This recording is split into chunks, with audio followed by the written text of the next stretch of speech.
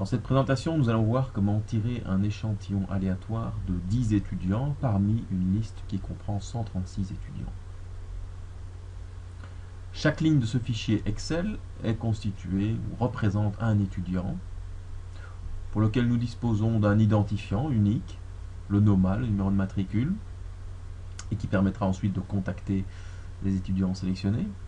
Et nous avons également une information, ce qu'on appelle une information auxiliaire, qui ici est le programme d'études, que l'on ne va pas utiliser dans ce premier exemple, mais qui nous servira dans des exemples ultérieurs.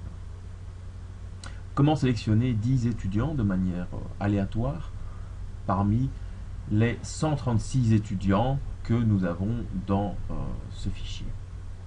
Alors nous allons effectuer un tirage aléatoire simple, et pour faire cela, il y a une petite formule dans Excel qui nous est très utile. Cette formule, elle permet de calculer un nombre aléatoire.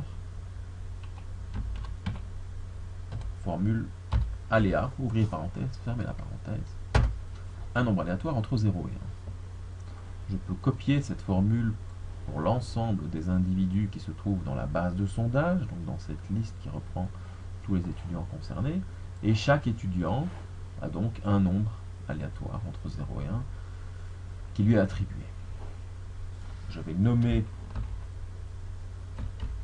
cette colonne nombre aléatoire, et vous voyez que les nombres ont changé lorsque j'ai modifié la cellule. Donc à chaque modification du contenu de cellule, les nombres aléatoires vont être calculés. Alors pour les fixer une fois pour toutes, je vais copier cette colonne et ensuite je vais faire un collage spécial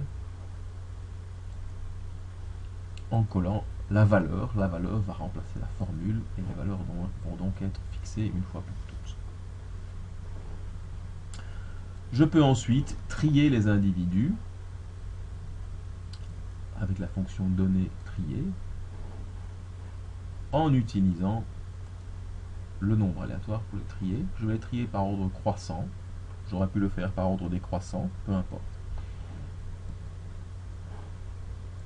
Et je vais ensuite prendre les 10 individus, les 10 premiers individus, en fonction du nombre aléatoire qui leur a été attribué, les 10 dont le nombre aléatoire est le plus faible.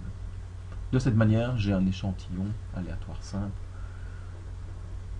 qui est constitué de manière très rapide. Alors, il y a d'autres manières de constituer des échantillons aléatoires. Nous verrons ça dans d'autres présentations.